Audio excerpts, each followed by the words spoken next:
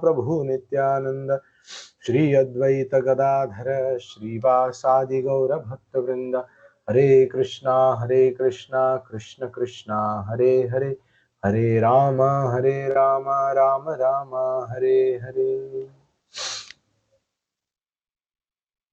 ಇವತ್ತಿನ reading session ಅಲ್ಲಿ ನಾವು ಓದ್ತಾ ಇರೋದು ಜನನ ಮರಣಗಳಾಚೆ ಪುಸ್ತಕದಿಂದ ಎಸಿ ಭಕ್ತಿ ವೇದಾಂತ ಸ್ವಾಮಿ ಪ್ರಭುಪಾದರಿಂದ ಅಧ್ಯಾಯ 5 ಕೃಷ್ಣನ ಸಂಘ ಸೌಭಾಗ್ಯ. ಈಗ ಸದ್ಯ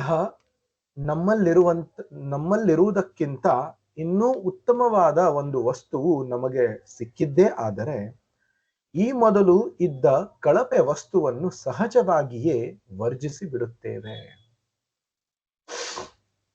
ನಮಗೆ ಸುಖ ಬೇಕು, ಆದರೆ ಮಾಯಾವಾದ ಹಾಗೂ ಶೂನ್ಯವಾದಗಳು ನಮ್ಮನ್ನು ಎಲ್ಲಿಗೆ ತಂದು ಬಿಟ್ಟಿವೆ ಎಂದರೆ ನಾವು ಪ್ರಾಪಂಚಿಕ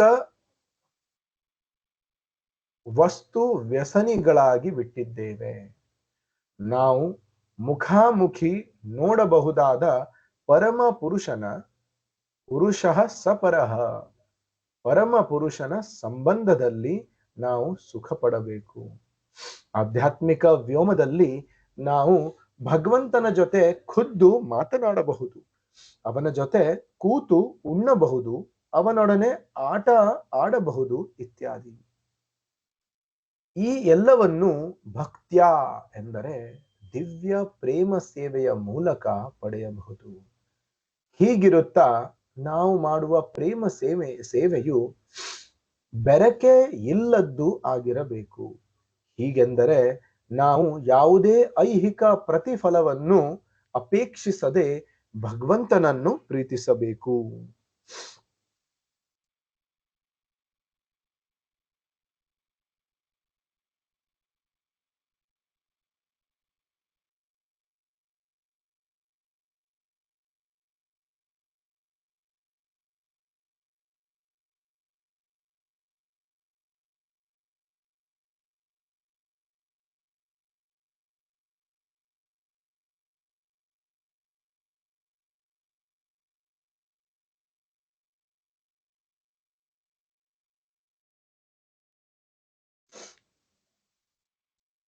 ಭಗವಂತನಲ್ಲಿ ಐಕ್ಯವಾಗಬೇಕೆನ್ನುವ ದೃಷ್ಟಿಯಿಂದ ಅವನನ್ನು ಪ್ರೀತಿಸುವುದು ಕೂಡ ಬೆರಕೆ ಭಕ್ತಿಯ ಒಂದು ಬಗೆಯೇ ಹೌದು.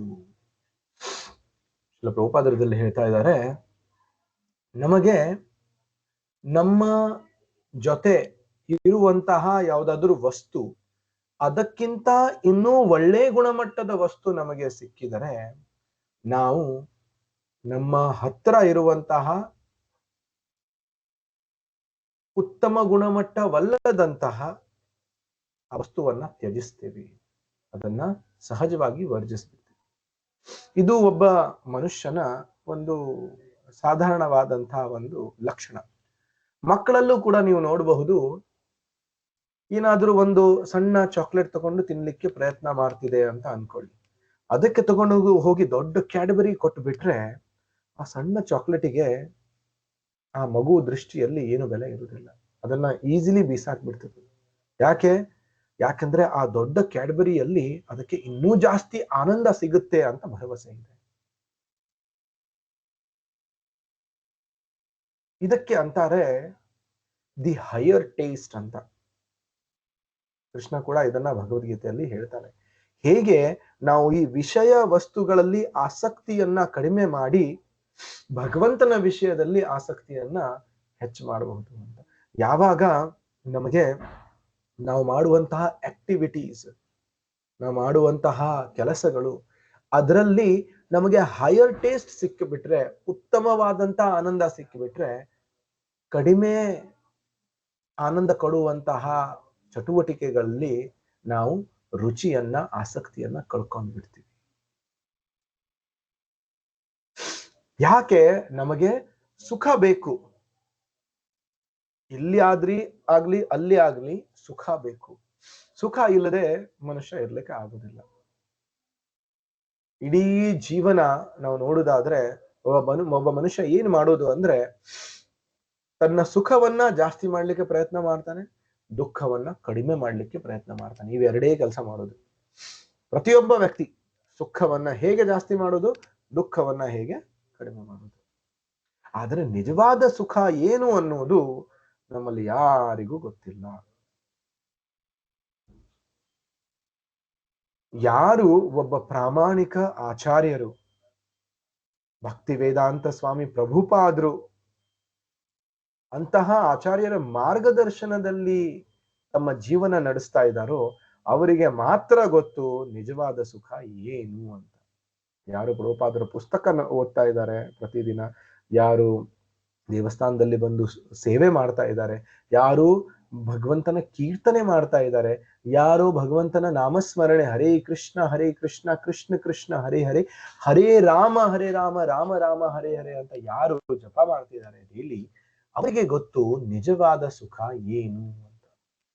ಬಿಟ್ರೆ ಬೇರೆ ಯಾರಿಗೂ ಕೂಡ ನಿಜವಾದ ಸುಖ ಏನು ಅಂತ ಗೊತ್ತಿಲ್ಲ, ಮತ್ತು ನಿಜವಾದ ಸುಖದ ಅನುಭವ ಕೂಡ ಅವರಿಗೆ ಇಲ್ಲ.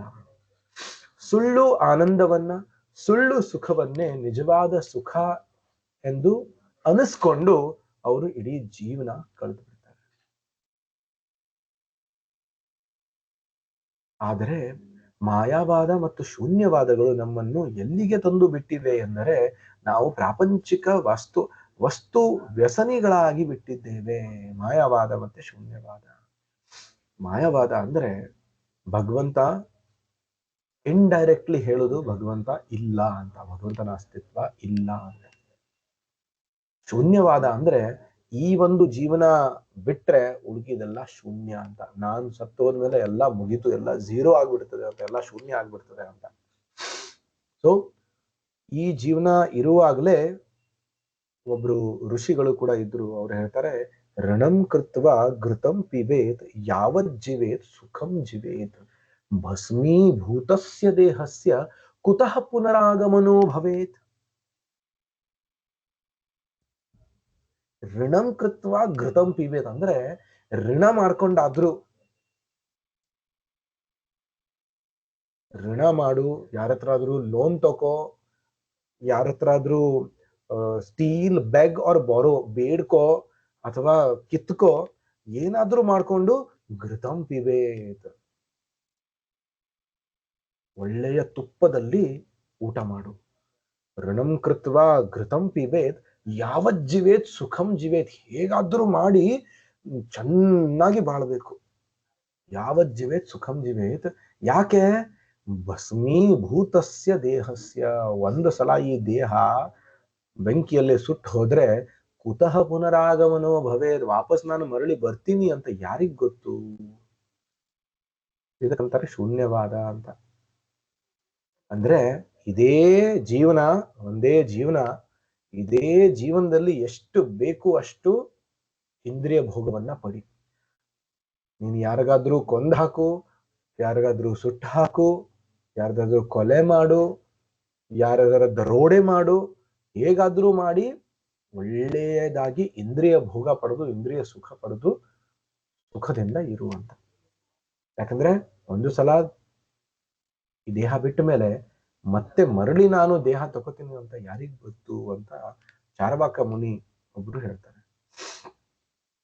ಸೊ ಈ ತರ ಕೆಲವೊಂದು ವಾದಗಳು ಇರುವುದರಿಂದ, ಮಾಯಾವಾದ ಮತ್ತೆ ಶೂನ್ಯವಾದ, ಎಷ್ಟೋ ಜನರು ಏನ್ ಮಾಡ್ತಾರೆ, ವಸ್ತು ವ್ಯಸನಿಗಳಾಗಿ ಬಿಟ್ಟಿದ್ದಾರೆ.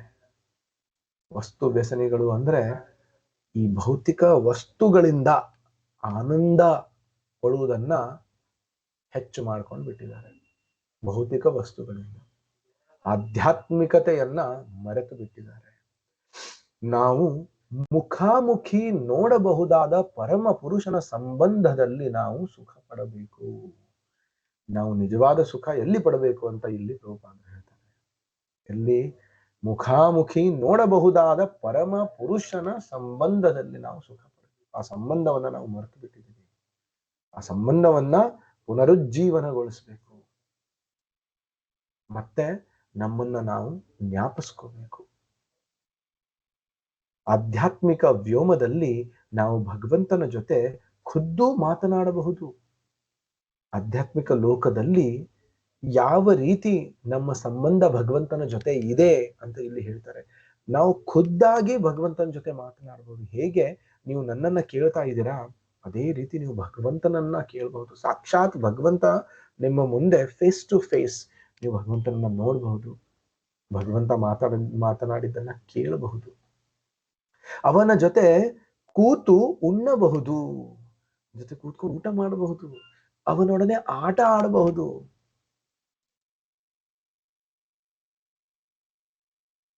ಇದು ನಿಜವಾದ ಆನಂದ. ಯಾಕೆಂದ್ರೆ ಭಗವಂತನ ಜೊತೆ ಇರುವಂತಹ ಚಟುವಟಿಕೆಗಳು ಶಾಶ್ವತ ಚಟುವಟಿಕೆಗಳು.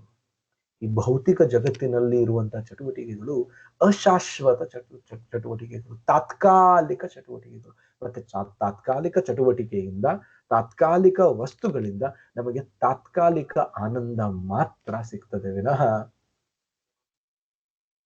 ಶಾಶ್ವತ ಆನಂದ ಯಾವತ್ತೂ ಸಿಗುವುದಿಲ್ಲ. ಶಾಶ್ವತ ಆನಂದ ನಮಗೆ ಬೇಕು. ಯಾವುದಕ್ಕೆ ನಮ್ಮ ಆತ್ಮ ಯಾವಾಗ್ಲೂ ಹಾತೊರಿತಾ ಇರ್ತದೆ, ಆ ಶಾಶ್ವತ ಆನಂದ ನಮಗೆ ಬೇಕು ಅಂದ್ರೆ ನಮ್ಮ ಮರೆತು ಹೋದಂತಹ ಭಗವಂತನ ಜೊತೆ ಇರುವಂತಹ ಆ ಸಂಬಂಧವನ್ನ ನಾವು ಮತ್ತೆ ನೆನಪು ಮಾಡ್ಕೋಬೇಕು. ಆವಾಗ ಮಾತ್ರ ಶಾಶ್ವತ ಆನಂದದ ಅನುಭವದ ಸಾಧ್ಯತೆ ಇದೆ. ಈ ಎಲ್ಲವನ್ನು ಭಕ್ತ್ಯ ಎಂದರೆ ದಿವ್ಯ ಪ್ರೇಮ ಸೇವೆಯ ಮೂಲಕ ಪಡೆಯಬಹುದು. ಇದೆಲ್ಲವೂ ನಮಗೆ ಬೇಕು. ನಮಗೆ ಭಗವಂತನ ಜೊತೆ ಆಟ ಆಡಬೇಕು, ಭಗವಂತನನ್ನ ಸಾಕ್ಷಾತ್ ನೋಡಬೇಕು, ಭಗವಂತನ ಜೊತೆ ಕೂತ್ಕೊಂಡು ಊಟ ಮಾಡಬೇಕು. ಇವೆಲ್ಲವೂ ನಾವು ನಮ್ಮ ಜೀವನದಲ್ಲಿ ಆಗಬೇಕು ಅಂದ್ರೆ ಇದು ಭಕ್ತ್ಯ. ಕೃಷ್ಣ ಹೇಳ್ತಾನೆ ಭಗವದ್ಗೀತೆಯಲ್ಲಿ, ಭಕ್ತ್ಯ ಮಾಂ ಅಭಿಜಾನಾತಿ ಯಾವಾನ್ಯಶ್ಚಾಸ್ಮಿ ತತ್ವತಃ. ಭಕ್ತ್ಯ ಅಂದ್ರೆ ಭಗವಂತನ ದಿವ್ಯವಾದಂತಹ ಪ್ರೇಮ ಸೇವೆ. ಈ ಸೇವೆಯಿಂದ ಮಾತ್ರ ನಾವು ಇವೆಲ್ಲವನ್ನ ಪಡೆಯಬಹುದು. ಹೀಗಿರುತ್ತಾ ನಾವು ಮಾಡುವ ಪ್ರೇಮ ಸೇವೆಯು ಬೆರಕೆ ಇಲ್ಲದ್ದು ಆಗಿರಬೇಕು. ಈ ಪ್ರೇಮ ಸೇವೆ ಹೇಗಿರ್ಬೇಕು? ಪ್ರೇಮ ಭಕ್ತಿಪೂರ್ವಕ ದಿವ್ಯವಾದಂತ ಪ್ರೇಮ ಸೇವೆಯಿಂದ ಮಾತ್ರ ಭಗವಂತನ ಜೊತೆ ಭಗವಂತನ ಸಂಘವನ್ನ ನಾವು ಪಡೆಯಬಹುದು. ಈ ಅಧ್ಯಾಯದ ಹೆಸರು ಭಗವಂತನ ಸಂಘದ ಸೌಭಾಗ್ಯ, the fortune of lords association. So ಅದು ಪಡೆಯಬೇಕು, ಅದು ನಮಗೆ ಸಿಗಬೇಕು ಅಂದ್ರೆ ನಾವು ಈ ಪ್ರೇಮಪೂರ್ವಕ ಭಕ್ತಿ ಸೇವೆಯನ್ನ ಕಲಬೆರಕೆ ಇಲ್ಲದೆ ಮಾಡಲಿಕ್ಕೆ ಕಲಿಬೇಕು. ಸವೈ ಪುಂಸಾನ್ ಪರೋ ಧರ್ಮೋ ಯಥೋ ಭಕ್ತಿರಧೋಕ್ಷಜೆ ಅಹೇತುಕಿ ಅಪ್ರತಿಹತ ಯಯಾತ್ಮ ಸುಪ್ರಸೀದತಿ. ಅಹೇತುಕಿ, ಆ ಭಕ್ತಿಗೆ ಏನು ಕಾರಣ ಇರಬಾರದು. ಅಪ್ರತಿಹತ, ಆ ಭಕ್ತಿ ಯಾವುದೇ ಸಮಯದಲ್ಲಿ ಆ ಭಕ್ತಿ ನಿಲ್ಲಬಾರದು. ಇಂತಹ ಭಕ್ತಿ, ಅದರಲ್ಲಿ ಯಾವುದೇ ಕಲಬೆರಕೆ ಇರಬಾರದು. ಅದರಲ್ಲಿ ಬಹಳಷ್ಟು ಕಲಬೆರಕೆ ಅಂದ್ರೆ ಏನು? ಕರ್ಮ ಮಿಶ್ರಿತ ಭಕ್ತಿ, ಜ್ಞಾನ ಮಿಶ್ರಿತ ಭಕ್ತಿ, ಈ ಮಿಶ್ರಣ ಭಕ್ತಿಯಲ್ಲಿ ಇರಬಾರದು. ಆವಾಗ ಅದಕ್ಕೆ ಶುದ್ಧ ಭಕ್ತಿ ಎಂದು ಕರೀತಾರೆ. ಹೀಗೆಂದರೆ ನಾವು ಯಾವುದೇ ಐಹಿಕ ಪ್ರತಿಫಲವನ್ನು ಅಪೇಕ್ಷಿಸದೆ, ಅಂದ್ರೆ ಕರ್ಮ ಮಿಶ್ರಿತ ಭಕ್ತಿ, ಭಗವಂತನನ್ನು ಪ್ರೀತಿಸಬೇಕು. ಯಾವುದೇ ಭಕ್ತಿ ಸೇವೆ ಮಾಡಿದರೂ ಅದರ ಪ್ರತಿಫಲವನ್ನ ಅಪೇಕ್ಷೆ ಮಾಡಬಾರದು. ಭಗವಂತನಲ್ಲಿ ಐಕ್ಯವಾಗವೆನ್ನುವ ದೃಷ್ಟಿಯಿಂದ ಅವನನ್ನು ಪ್ರೀತಿಸುವುದು ಕೂಡ ಬೆರಕೆ ಭಕ್ತಿಯ ಒಂದು ಬಗೆಯೇ ಹೌದು. ಭಗವಂತನಲ್ಲಿ ಐಕ್ಯ ಆಗಬೇಕು ಅನ್ನೋದು ಕೂಡ ಇದು ಜ್ಞಾನಿಗಳ ಅಪೇಕ್ಷೆ. ಇದಕ್ಕೆಂತ ಜ್ಞಾನ ಮಿಶ್ರಿತ ಭಕ್ತಿ, ಇದು ಕೂಡ ಮಾಡಬಾರದು. ಮುಂದೆ ಶ್ರೀಲ ಪ್ರಭುಪಾದರು ಹೇಳ್ತಾರೆ, ಆಧ್ಯಾತ್ಮಿಕ ವ್ಯೋಮಕ್ಕೂ ಐಹಿಕ ವ್ಯೋಮಕ್ಕೂ ಇರುವ ವ್ಯತ್ಯಾಸಗಳಲ್ಲಿ ಪ್ರಧಾನವಾದದ್ದು ಯಾವುದೆಂದರೆ, ಆಧ್ಯಾತ್ಮಿಕ ವ್ಯೋಮದಲ್ಲಿ ಆಧ್ಯಾತ್ಮಿಕ ಗ್ರಹ ಲೋಕಗಳ ಅಧಿಪತಿ ಅಥವಾ ನಾಯಕನಿಗೆ ಎದುರಾಳಿಗಳಿರುವುದಿಲ್ಲ. ಎಲ್ಲಾ ಗ್ರಹಲೋಕಗಳಿಗೂ ಸಂಬಂಧಿಸಿದಂತೆ ಆಧ್ಯಾತ್ಮಿಕ ಗ್ರಹಲೋಕಗಳ ಪ್ರಧಾನನು ಶ್ರೀಕೃಷ್ಣನ ಸ್ವಾಂಶ ವಿಸ್ತರಣೆ ಆಗಿರುತ್ತಾನೆ. ಆಧ್ಯಾತ್ಮಿಕ ಲೋಕದಲ್ಲಿ ಪ್ರತಿಯೊಂದು ಲೋಕಗಳ ಅಧಿಪತಿ ಶ್ರೀಕೃಷ್ಣನ ಸ್ವಾಂಶ ವಿಸ್ತರಣೆ ಆಗಿರ್ತಾನೆ. ಪರಮ ಪ್ರಭು ಹಾಗೂ ಅವನ ಅಸಂಖ್ಯ ಅಭಿವ್ಯಕ್ತಿಗಳು ಸಕಲ ವೈಕುಂಠ ಲೋಕಗಳ ಅಧಿದೇವತೆಗಳಾಗಿರುತ್ತಾರೆ. ಉದಾಹರಣೆಗೆ ನಮ್ಮ ಇಹಲೋಕದಲ್ಲಿ ರಾಷ್ಟ್ರಾಧ್ಯಕ್ಷನ ಅಥವಾ ಪ್ರಧಾನಿಯ ಸ್ಥಾನಕ್ಕೆ ಸ್ಪರ್ಧೆ ಇರುತ್ತದೆ. ಆಧ್ಯಾತ್ಮಿಕ ವ್ಯೋಮದಲ್ಲಾದರೋ ದೇವೋತ್ತಮ ಪರಮ ಪುರುಷನೇ ಪರಮೋನ್ನತನೆಂದು ಎಲ್ಲರೂ ಒಪ್ಪಿಕೊಳ್ಳುತ್ತಾರೆ. ದೇವೋತ್ತಮನು ಪರಮೋನ್ನತನಲ್ಲ ಎಂದು ಹೇಳುವವರನ್ನು ಹಾಗೂ ಅವನಿಗೆ ಎದುರಾಳಿಯಾಗಿ ನಿಲ್ಲಲು ಯತ್ನಿಸುವವರನ್ನು ಸೆರೆಮನೆಯಂತೆಯೇ ಇರುವ ಐಹಿಕ ಬ್ರಹ್ಮಾಂಡದಲ್ಲಿ ಇರಿಸಲಾಗುತ್ತದೆ. ಯಾರು ಆಧ್ಯಾತ್ಮಿಕ ಲೋಕದಲ್ಲಿ ಭಗವಂತನ ಜೊತೆ ಸಾಕ್ಷಾತ್ ಭಗವಂತನ ಸ್ಥಾನ ಪಡಿಲಿಕ್ಕೆ ಪ್ರಯತ್ನ ಮಾಡ್ತಾರೆ, ಭಗವಂತ ಪರಮೋನ್ನತ ಅಲ್ಲ, ನಾನೂ ಕೂಡ ಪರಮೋನ್ನತ ಆಗಬಹುದು ಎಂದು ಭಾವನೆ ಇಟ್ಕೋತಾರೆ, ಭಗವಂತನಿಗೆ ಎದುರಾಳಿ ಆಗ್ಬಿಡ್ತಾರೆ, ಅವರಿಗೆ ಈ ಭೌತಿಕ ಲೋಕ ಎನ್ನುವಂತಹ ಸೆರೆಮನೆಯಲ್ಲಿ ಭಗವಂತ ಕಳಿಸ್ಕೊಡ್ತಾನೆ. ನಗರ ಎಂದ ಮೇಲೆ ಅಲ್ಲೊಂದು ಸೆರೆಮನೆ ಇರುತ್ತದೆ. ಈ ಬಂದೀಖಾನೆಯು ಇಡೀ ನಗರದ ಒಂದು ಅತಿ ಅಗಣ್ಯ ಭಾಗ, ಹೌದಲ್ವಾ? ಪ್ರತಿಯೊಂದು ಡಿಸ್ಟ್ರಿಕ್ಟ್ ಅಲ್ಲಿ ನಾವು ನೋಡ್ತೀವಿ ಒಂದು ಜೈಲು ಇರುತ್ತೆ. ಆ ಜೈಲ್ ಏನೋ ಇಡೀ ಡಿಸ್ಟ್ರಿಕ್ಟ್ ತುಂಬಾ ಇರುವುದಿಲ್ಲ. ಡಿಸ್ಟ್ರಿಕ್ಟ್ ತುಂಬಾ ಫ್ರೀ ಆಗಿ ಕಾನೂನಿನ ವ್ಯವಸ್ಥೆಯನ್ನ ಪಾಲನೆ ಮಾಡಿಕೊಂಡಿರುವಂತ ಜನ ಇರ್ತಾರೆ. ಯಾರು ಕಾನೂನು ವ್ಯವಸ್ಥೆಯನ್ನ ಪಾಲನೆ ಮಾಡೋದಿಲ್ವೋ ಅವರಿಗೆ ಮಾತ್ರ ಆ ಬಂದೀಖಾನೆ, ಸೆರೆಮನೆ, ಜೈಲಲ್ಲಿ ಇಟ್ಟಿರ್ತಾರೆ. ಮತ್ತೆ ಆ ಜೈಲು ಎಷ್ಟಿರುತ್ತೆ? ತುಂಬಾ ಸಣ್ಣದಾಗಿರುತ್ತೆ. ಯಾಕಂದ್ರೆ ಕಾನೂನಿನ ನಿಯಮಗಳನ್ನ ಉಲ್ಲಂಘನೆ ಮಾಡೋರು, ಪಾಲನೆ ಮಾಡದೇ ಇರೋರು ಜಾಸ್ತಿ ಜನ ಇರುವುದಿಲ್ಲ, ಕಡಿಮೆ ಇರ್ತಾರೆ. ಅವರಿಗೆ ಆ ಬಂದೀಖಾನೆಯಲ್ಲಿ ಹಾಕ್ತಾರೆ. ನಗರ ಎಂದ ಮೇಲೆ ಅಲ್ಲೊಂದು ಸೆರೆಮನೆ ಇರುತ್ತದೆ. ಆ ಬಂದೀಖಾನೆಯು ಇಡೀ ನಗರದ ಒಂದು ಅತಿ ಅಗಣ್ಯ ಭಾಗ.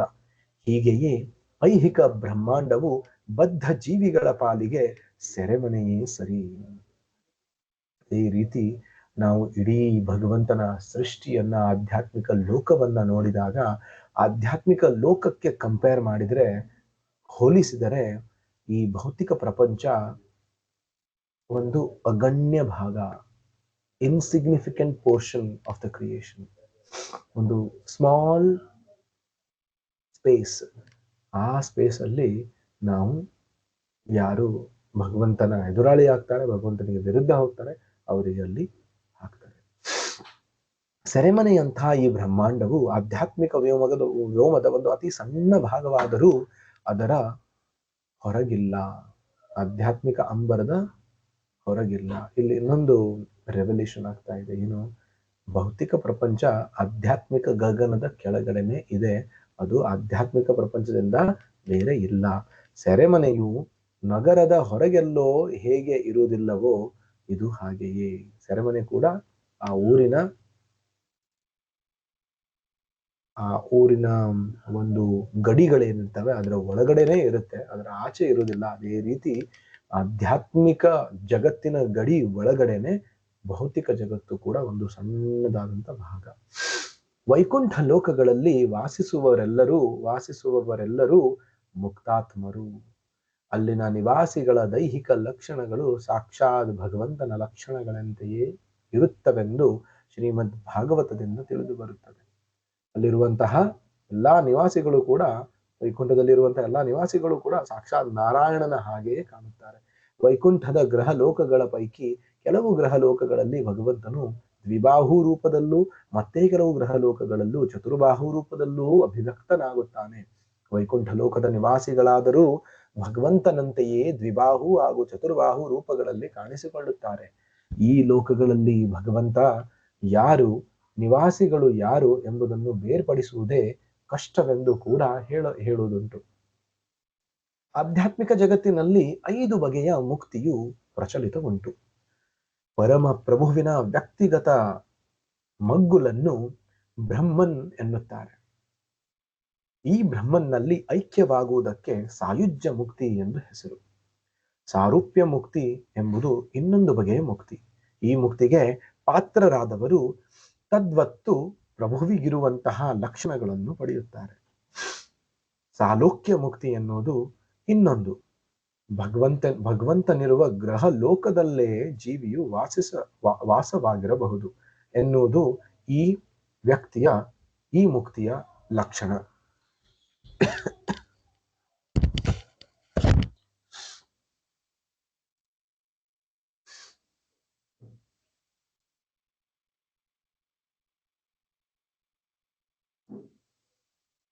ಮುಕ್ತಿಗೆ ಪಾತ್ರರಾದವರು ಭಗವಂತನಿರುವ ಗ್ರಹ ಲೋಕದಲ್ಲೇ ಜೀವಿಯು ವಾಸವಾಗಿರಬಹುದು ಎನ್ನುವುದು ಈ ಮುಕ್ತಿಯ ಲಕ್ಷಣ, ಸಾಲೋಕ್ಯ. ಸಾರ್ಷ್ಟಿ ಮುಕ್ತಿಯ ಮೂಲಕ ವ್ಯಕ್ತಿಯು ಭಗವಂತನಿಗಿರುವಂಥದೇ ಪೌಷ್ಕಲ್ಯವನ್ನು ಅಂದ್ರೆ ಐಶ್ವರ್ಯವನ್ನು ಪಡೆದುಕೊಳ್ಳಬಹುದು. ಈ ಮುಕ್ತಿಯಲ್ಲಿ ಇನ್ನೊಂದು ಪ್ರಭೇದವೂ ಇದೆ. ಈ ಪ್ರಭೇದದ ಪ್ರಕಾರ ವ್ಯಕ್ತಿಯು ಸದಾಕಾಲವೂ ಪ್ರಭು ಹಾಗೂ ಅವನ ಸಂಗಾತಿಗಳ ಜೊತೆಯಲ್ಲೇ ಇರಬಹುದು. ಅರ್ಜುನನು ಕೃಷ್ಣನ ಸಖನಾಗಿ ಸದಾ ಅವನ ಜೊತೆಯಲ್ಲೇ ಇರುತ್ತಾನಲ್ಲ, ಹಾಗೆ ಈ 5 ಬಗೆಯ ಮುಕ್ತಿಗಳಲ್ಲಿ ವ್ಯಕ್ತಿಯು ಯಾವುದೊಂದನ್ನಾದರೂ ಪಡೆಯಬಹುದು. ಆದರೆ ಈ 5ರಲ್ಲಿ ಸಾಯುಜ್ಯ ಮುಕ್ತಿಯನ್ನು, ಭಗವಂತನ ನಿರಾಕಾರ ಮಗ್ಗುಲಿನಲ್ಲಿ ಐಕ್ಯವಾಗುವುದನ್ನು ವೈಷ್ಣವ ಭಕ್ತರು ಒಪ್ಪಿಕೊಳ್ಳುವುದಿಲ್ಲ. ಭಗವಂತನನ್ನು ಅವನಿಗಿರುವ ರೂಪದಲ್ಲೇ ಪೂಜಿಸುವುದು ಹಾಗೂ ಅವನ ಸೇವೆ ಮಾಡುವಲ್ಲಿ ತನ್ನ ಅನನ್ಯತೆಯನ್ನು ಉಳಿಸಿಕೊಳ್ಳುವುದು, ಇವನ್ನು ವೈಷ್ಣವನು ಇಷ್ಟಪಡುತ್ತಾನೆ. ಆದರೆ ಮಾಯಾವಾದಿ ತತ್ವಜ್ಞಾನಿಯು ತನ್ನ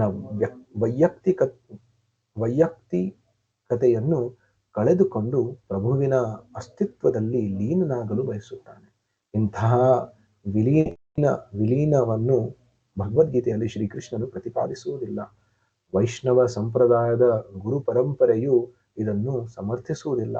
ಈ ವಿಷಯವನ್ನು ಕುರಿತ ಹಾಗೆ ಭಗವಾನ್ ಚೈತನ್ಯ ಮಹಾಪ್ರಭುಗಳು ಶಿಕ್ಷಾಷ್ಟಕದಲ್ಲಿ ಬರೆದಿರುವುದು ಹೀಗಿದೆ.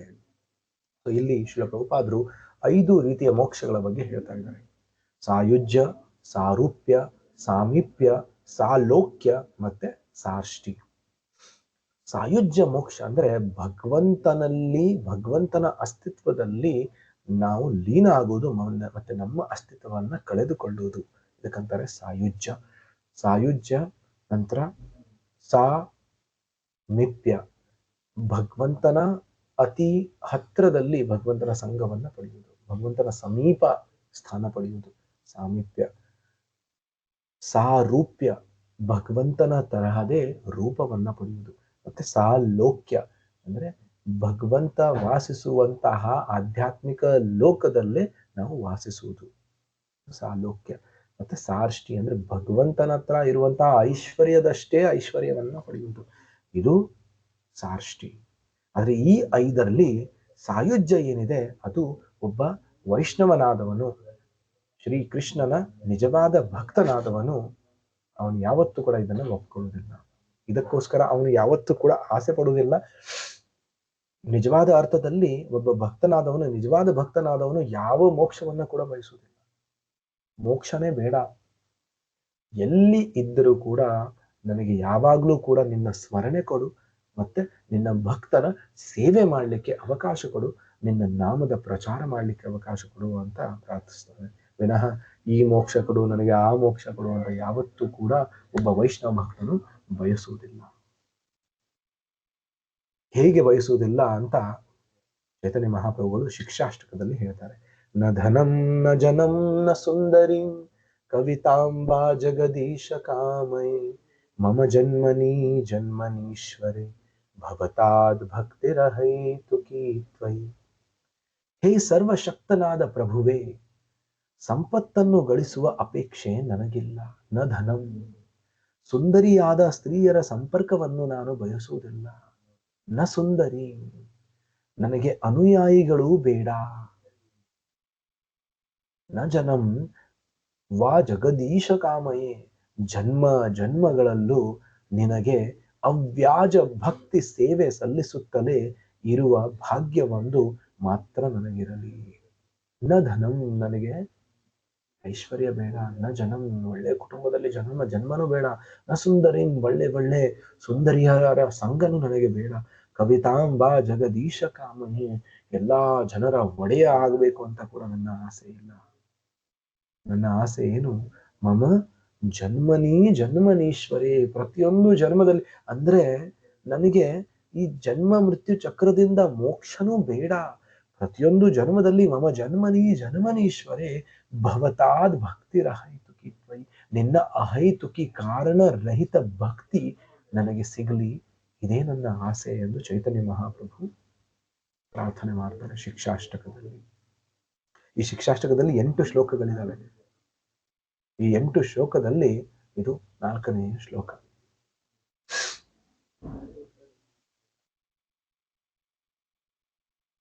ಇಲ್ಲಿ ಭಗವಾನ್ ಚೈತನ್ಯರು ಜನ್ಮ ಜನ್ಮಗಳಲ್ಲೂ ಎಂಬ ಮಾತನ್ನಾಡುತ್ತಾರೆ.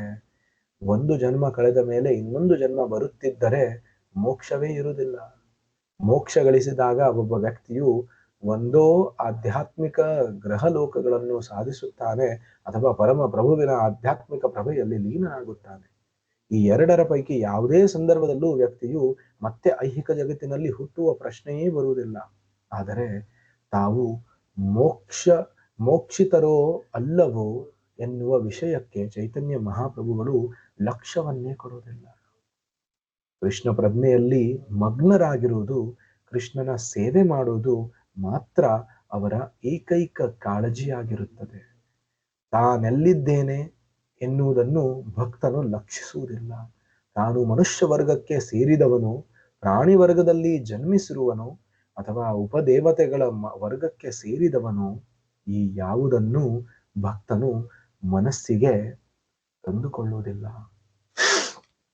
ತಾನು ಭಗವಂತನನ್ನು ಮರೆಯದಿರಬೇಕು ಮತ್ತು ಸದಾ ಪ್ರಭುವಿಗೆ ದಿವ್ಯ ಸೇವೆ ಸಲ್ಲಿಸುತ್ತಿರಬೇಕು ಎನ್ನುವುದಷ್ಟೇ ಅವನ ಪ್ರಾರ್ಥನೆ. ಅವನ ಪ್ರಾರ್ಥನೆಯನ್ನು ನಾನು ಯಾವತ್ತೂ ಕೂಡ ಭಗವಂತನನ್ನ ಮರಿಬಾರದು ಮತ್ತೆ ಪ್ರಭುವಿಗೆ ದಿವ್ಯ ಸೇವೆಯನ್ನ ಸಲ್ಲಿಸುತ್ತಾ ಇರಬೇಕು. ಇದು ಒಂದೇ ಪ್ರಾರ್ಥನೆ.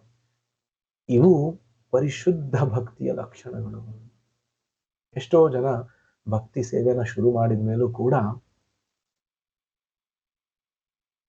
ಅವರ ಮನಸ್ಸಲ್ಲಿ ಇರ್ತದೆ, ನಾವು ಭೌತಿಕ ಜೀವನದ ಜೊತೆ ಈ ಆಧ್ಯಾತ್ಮಿಕ ಜೀವನವನ್ನ ಕೂಡ ನಡೆಸಬಹುದು. ಏನೋ ಅಲ್ಲಿ ದುಡ್ಡಿನ ಹಿಂದೆ ಹೋಗಿ ಹಲವಾರು ಕೆಲಸಗಳನ್ನ ಮಾಡಿ ಹೆಚ್ಚು ಹೆಚ್ಚು ದುಡ್ಡನ್ನ ಗಳಿಸುವುದು, ಮತ್ತೆ ಇಲ್ಲಿ ದೇವಸ್ಥಾನಕ್ಕೆ ಬಂದು ಏನೋ ಯಾವತ್ತು ಆಗತ್ತೆ ಅವತ್ತು ಸೇವೆ ಮಾಡುವುದು, ಜಪ ಮಾಡುವುದು, ಮತ್ತೆ ಭಗವಂತನ ಹತ್ರ ಒಳ್ಳೆಯ ಮನೆಯನ್ನ ಬಯಸುವುದು, ಒಳ್ಳೆಯ ಫ್ಯಾಮಿಲಿ ಬಗ್ಗೆ ಪ್ರಾರ್ಥನೆ ಮಾಡುವುದು, ಏನಾದರೂ ಸಮಸ್ಯೆ ಆದರೆ ಭಗವಂತನ ಹತ್ರ ಪ್ರಾರ್ಥನೆ ಮಾಡುವುದು, ಇವೆಲ್ಲವೂ ಕೂಡ ಭಕ್ತಿ ಸೇವೆ ಅಂತಾನೆ ಹೇಳ್ತಾರೆ. ಆದ್ರೆ ಇದು ಪರಿಶುದ್ಧ ಭಕ್ತಿಯ ಲಕ್ಷಣ ಅಲ್ಲ. ಪರಿಶುದ್ಧ ಭಕ್ತಿಯ ಲಕ್ಷಣ ಏನಂದ್ರೆ, ಒಂದು ಸಲ ನಾರದ ಮುನಿಗೆ ಶುದ್ಧ ಭಕ್ತರು ಯಾರು ಅಂತ ಹೇಳ್ಕೊಡ್ಲಿಕ್ಕೆ ಕೃಷ್ಣ ಒಂದು ಉಪಾಯ ಮಾಡ್ತಾನೆ. ನಾರದ ಮುನಿಗೆ ಕೃಷ್ಣ ಹೇಳ್ತಾನೆ, ನನಗೆ ತಲೆನೋವು ಆಗ್ತಾ ಇದೆ ಅಂತ, ತುಂಬಾ ತಲೆನೋವು ಆಗ್ತಾ ಇದೆ. ಅವಾಗ ನಾರದ ಮುನಿ ಹೇಳ್ತಾನೆ, ಅದಕ್ಕೆ ನಾನು ಏನು ಮಾಡ್ಲಿ, ನಿಮ್ಮ ತಲೆನೋವು ನಿವಾರಣೆ ಆಗ್ಬೇಕಂದ್ರೆ ಏನು ಮಾಡ್ಬೇಕು ಹೇಳಿ ಅಂತ. ಅಖಿಲಾಂಡ ಕೋಟಿ ಬ್ರಹ್ಮಾಂಡ ನಾಯಕ ಅವನಿಗೆ ತಲೆನೋವು, ಈಗ ನಾನು ಏನ್ ಮಾಡ್ಲಿ ಹೇಳಿ ಅಂತ. ಅವಾಗ ಕೃಷ್ಣ ಹೇಳ್ತಾನೆ, ನೀನು ಹೋಗಿ ನನ್ನ ಶುದ್ಧ ಭಕ್ತರ ಪಾದದ ಧೂಳಿಯನ್ನ ತಂದು ನನ್ನ ಹಣೆಗೆ ಲೇಪನ ಮಾಡಿದರೆ ನನ್ನ ತಲೆನೋವು ವಾಸಿ ಆಗತ್ತೆ ಅಂತ ಕೃಷ್ಣ ಹೇಳ್ತಾನೆ. ಆವಾಗ ನಾರದ ಮುನಿ ಅನ್ಕೋತಾನೆ, ಎಲ್ಲೆಲ್ಲೋ ಹಿಮಾಲಯದಲ್ಲಿ ಯೋಗಿಗಳು ಭಗವಂತನ ಅವರ ಹೃದಯದಲ್ಲಿ ಭಗವಂತನ ರೂಪದ ಮೇಲೆ ಧ್ಯಾನ ಮಾಡ್ತಿದ್ದಾರೆ, ಅವರೇ ಶ್ರೇಷ್ಠ ಭಕ್ತರು ಎಂದು ಹೋಗ್ತಾನೆ. ಅವರಿಗೆ ಹೋಗಿ ಕೇಳ್ತಾನೆ, ಸಾಕ್ಷಾತ್ ಕೃಷ್ಣ ಯಾರ ಮೇಲೆ ನೀವು ಧ್ಯಾನ ಮಾಡ್ತಾ ಇದ್ದೀರಾ, ಅವರಿಗೆ ತಲೆನೋವು ಇದೆ, ತಲೆನೋವು ವಾಸಿ ಹೇಗಾಗ್ತದಂದ್ರೆ ನಿಮ್ಮ ಪಾದದ ಧೂಳಿಯನ್ನ ಕೊಟ್ರೆ ಅವರ ತಲೆನೋವು ವಾಸಿ ಆಗ್ತದೆ, ದಯವಿಟ್ಟು ನಿಮ್ಮ ಪಾದದ ಧೂಳಿಯನ್ನ ಕೊಡಿ. ಇದನ್ನ ಕೇಳಿದ ತಕ್ಷಣ ಎಲ್ಲಾ ಯೋಗಿಗಳು ಹೇಳ್ತಾರೆ, ಅಯ್ಯೋ, ಈ ತರ ನಮ್ಮ ಪಾದ ಧೂಳಿಯನ್ನ ಆ ಅಖಿಲಾಂಡ ಕೋಟಿ ಬ್ರಹ್ಮಾಂಡ ನಾಯಕ ಕೃಷ್ಣ ಪರಮಾತ್ಮನ ಹಣೆಗೆ ಹಚ್ಚಿದ್ರೆ ನಾವೆಲ್ಲರೂ ನರಕಕ್ಕೆ ಹೋಗ್ತೀವಿ, ನಾವು ಕೊಡಲ್ಲ ಅಂತ ಹೇಳ್ತಾರೆ. ನಿರಾಶೆಯಿಂದ ನಾರದ ಮುನಿಗಳು ಇನ್ಯಾರಾದ್ರೂ ಶುದ್ಧ ಭಕ್ತರಿದ್ದಾರಾ ಅಂತ ವಿಚಾರ ಮಾಡ್ತಾ ಬ್ರಾಹ್ಮಣರ ಮನೆಗಳಿಗೆ ಹೋಗ್ತಾರೆ. ಎಲ್ಲಾ ಬ್ರಾಹ್ಮಣರಿಗೆ ಕರೆದು ಹೇಳ್ತಾರೆ, ಕೃಷ್ಣ ದೇವೋತ್ತಮ ಪರಮ ಪುರುಷ ಶ್ರೀ ಕೃಷ್ಣ, ಅವನಿಗೆ ತಲೆನೋವು ಇದೆ. ಅವನ ತಲೆನೋವು ನಿವಾರಣೆ ಆಗ್ಬೇಕಂದ್ರೆ ನಿಮ್ಮ ಪಾದದ ಧೂಳಿಯನ್ನ ಕೊಟ್ಟರೆ ಮಾತ್ರ ನಿವಾರಣೆ ಆಗ್ತದೆ. ಅವರು ಕೂಡ ಹೇಳ್ತಾರೆ, ನಮ್ಮ ಪಾದದ ಧೂಳಿ ಕೃಷ್ಣ ಪರಮಾತ್ಮನ ಹಣೆ ಮೇಲೆ ಹಚ್ಚಿದ್ರೆ ನಮ್ಮ ಗತಿ ಏನಾಗ್ಬೇಕು, ನಾವು ನರಕಕ್ಕೆ ಹೋಗುವುದು ಖಂಡಿತ ಎಂದು ಹೇಳ್ತಾರೆ. ಅಲ್ಲಿಂದ ಕೂಡ ನಿರಾಶೆಯಾಗಿ ಕೃಷ್ಣ ಮತ್ತೆ ಮರಳಿ ನಾರದ ಮುನಿ ಮರಳಿ ಕೃಷ್ಣನ ಹತ್ರ ಬರ್ತಾನೆ. ಕೃಷ್ಣ ಹತ್ರ ಬಂದು ಹೇಳ್ತಾನೆ, ನಿರಾಶೆಯಿಂದ ಬರ್ತಾನೆ. ಅವಾಗ ಕೃಷ್ಣ ಕೇಳ್ತಾನೆ, ಏನಾಯ್ತು ನಾರದ ಮುನಿಗಳೇ, ನಿಮಗೆ ನನ್ನ ಶುದ್ಧ ಭಕ್ತರ ಪಾದದ ಧೂಳಿ ಸಿಗಲಿಲ್ವಾ ಅಂತ ಕೇಳ್ತಾನೆ. ನಾರದ ಮುನಿ ಹೇಳ್ತಾನೆ, ಎಲ್ಲಾ ಕಡೆ ಪ್ರಯತ್ನ ಪಟ್ಟೆ, ಆದ್ರೆ ಎಲ್ಲರೂ ಕೂಡ ಅವರವರ ಬಗ್ಗೆ ಚಿಂತೆ ಮಾಡ್ತಾ ಇದ್ದಾರೆ. ಯೋಗಿಗಳು, ಬ್ರಾಹ್ಮಣರು, ಜ್ಞಾನಿಗಳು ಎಲ್ಲರೂ ಕೂಡ ಅನ್ಕೊಂಡಿದ್ದಾರೆ, ಅವರ ಪಾದದ ಧೂಳಿಯನ್ನ ನಿಮ್ಮ ಹಣೆ ಮೇಲೆ ಹಚ್ಚಿದರೆ ಅವರು ನರಕಕ್ಕೆ ಹೋಗ್ತಾರೆ. ಅದಕ್ಕೆ ಯಾರು ಕೂಡ ಪಾದದ ಧೂಳಿಯನ್ನ ಕೊಡ್ಲಿಕ್ಕೆ ಒಪ್ಕೊಳ್ಳಿಲ್ಲ. ಆವಾಗ ನಾರದ ಮುನಿಗಳು ಹೇಳ್ತಾರೆ, ಭಗವಂತ ಕೃಷ್ಣ ಹೇಳ್ತಾನೆ, ನೀವು ವೃಂದಾವನಕ್ಕೆ ಹೋಗಿದ್ರಾ ಅಂತ ಕೇಳ್ತಾನೆ. ಅಲ್ಲಿ ಕೂಡ ನನ್ನ ಶುದ್ಧ ಭಕ್ತರಿದ್ದಾರೆ. ನಾರದ ಮುನಿ ಹೇಳ್ತಾನೆ, ಇಲ್ಲ ಅಂತ. ಅಲ್ಲಿ ಹೇಗೆ ಶುದ್ಧ ಭಕ್ತರಿರ್ಲಿಕ್ಕೆ ಸಾಧ್ಯ? ಅಲ್ಲಿ ಅಂತೂ ದನ ಕಾಯುವಂತಹ ಜನ ಇರ್ತಾರೆ, ಬುಡಕಟ್ಟು ಜನಾಂಗದವರು ಇರ್ತಾರೆ, ಕಾವ್ ಹರ್ಡ್ ಬಾಯ್ಸ್, ಕಾವ್ ಹರ್ಡ್ ವುಮೆನ್ ಇರ್ತಾರೆ, ಗೋಪಾಲಕಿಯರು ಇರ್ತಾರೆ. ಹಾಗಾಗಿ ನಾನು ಅಲ್ಲಿ ಹೋಗಿಲ್ಲ. ಕೃಷ್ಣ ಹೇಳ್ತಾನೆ, ಈಗ ವೃಂದಾವನಕ್ಕೆ ಹೋಗಿ ಅಲ್ಲಿರುವಂತಹ ಗೋಪಿಯರು, ಆ ಗೋಪಿಯರಿಗೆ ಹೋಗಿ ಹೇಳಿ ನನಗೆ ತಲೆನೋವು ಇದೆ ಅಂತ, ಮತ್ತೆ ತಲೆನೋವು ವಾಸಿ ಆಗ್ಬೇಕಂದ್ರೆ ಏನಾಗಬೇಕು ಅಂತ ಹೇಳಿ ನಿಮಗೆ ಉತ್ತರ ಸಿಗುತ್ತೆ. ಅವಾಗ ತಕ್ಷಣ ನಾರದ ಮುನಿ ಬೃಂದಾವನಕ್ಕೆ ಹೋಗ್ತಾನೆ. ಅಲ್ಲಿ ಹೋಗಿ ಗೋಪಿಯರಿಗೆ ಎಲ್ಲರಿಗೂ ಕೇಳ್ತಾನೆ, ಕೃಷ್ಣನಿಗೆ ತಲೆನೋವು ಇದೆ. ಹೋಗಿದ ತಕ್ಷಣ ನಾರದ ಮುನಿ ಕೃಷ್ಣನ ಕಡೆಯಿಂದ ದ್ವಾರಕೆಯಿಂದ ಬಂದಿದ್ದಾರೆ ಅಂತ ಅಂದಿದ ತಕ್ಷಣ ಎಲ್ಲಾ ಗೋಪಿಯರು ಕೇಳ್ತಾರೆ, ಕೃಷ್ಣ ಹೇಗಿದ್ದಾನೆ, ನಮ್ಮ ಕೃಷ್ಣ ಹೇಗಿದ್ದಾನೆ ಅಂತ. ಅವಾಗ ನಾರದ ಮುನಿ ಹೇಳ್ತಾರೆ, ಕೃಷ್ಣನಿಗೆ ವಿಪರೀತ ತಲೆನೋವು ಇದೆ, ಅದು ವಾಸಿನೇ ಆಗ್ತಾ ಇಲ್ಲ. ಆವಾಗ ಗೋಪಿಯರು ತುಂಬಾ ಚಿಂತೆ ಒಳಗಾಗ್ತಾರೆ. ನಾರದ ಮುನಿ ಕೇಳ್ತಾರೆ, ನಾವು ಏನು ಮಾಡಬಹುದು ಹೇಳಿ, ಕೃಷ್ಣನ ತಲೆನೋವು ವಾಸಿ ಆಗ್ಬೇಕಂದ್ರೆ ನಾವು ಏನ್ ಮಾಡ್ಬೇಕು ಅಂತ ಹೇಳಿ ಅಂತ ಕೇಳ್ತಾರೆ. ತುಂಬಾ ಉತ್ಸುಕತೆಯಿಂದ ಕೇಳ್ತಾರೆ, ಏನ್ ಮಾಡ್ಬೇಕು ಹೇಳಿ ಅಂತ. ಅವರ ಉತ್ಸಾಹವನ್ನ ನೋಡಿ ನಾರದ ಮುನಿಗೆ ತುಂಬಾ ಖುಷಿ ಆಗುತ್ತೆ. ಆದ್ರೆ ನಾರದ ಮುನಿ ಅನ್ಕೋತಾನೆ, ನಾನು ಪಾದದ ಧೂಳಿ ಬೇಕು ಅಂತ ಹೇಳಿದ ತಕ್ಷಣ ಇವರೆಲ್ಲರೂ ನಿರಾಕರಿಸ್ತಾರೆ ಅಂತ. ಹೇಗೆ ದೊಡ್ಡ ದೊಡ್ಡ ಜ್ಞಾನಿಗಳು, ಋಷಿ ಮುನಿಗಳು, ಯೋಗಿಗಳು, ಬ್ರಾಹ್ಮಣರು ಹೇಳಿದ್ರು, ಅದೇ ರೀತಿ ಇವರು ಕೂಡ ನಿರಾಕರಿಸ್ತಾರೆ ಅಂತ. ಅವಾಗ ನಾರದ ಮುನಿ ಹೇಳ್ತಾರೆ,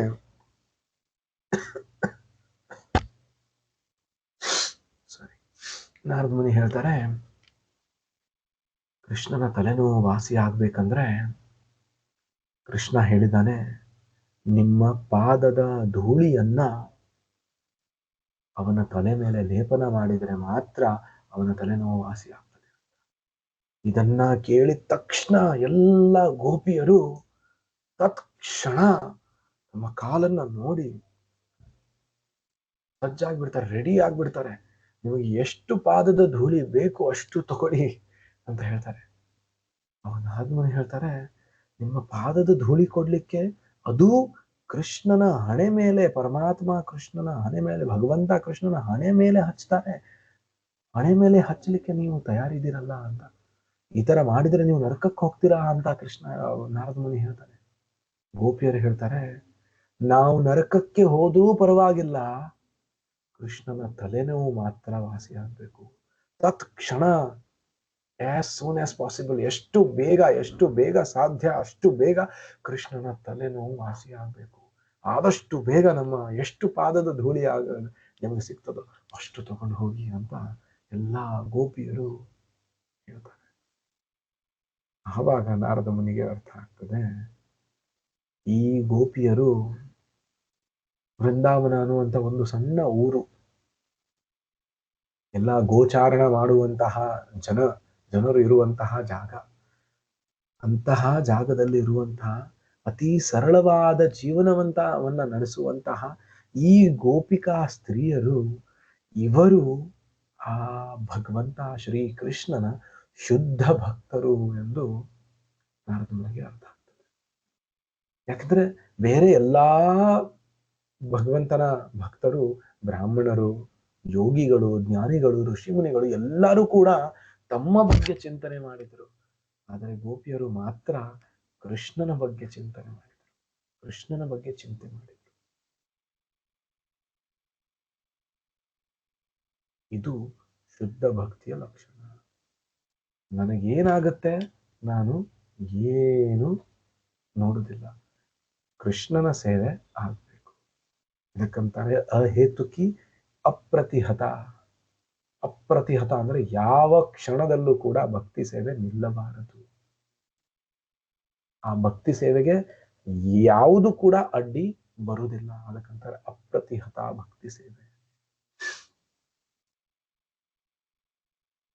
ಇವು ಪರಿಶುದ್ಧ ಭಕ್ತಿಯ ಲಕ್ಷಣಗಳು.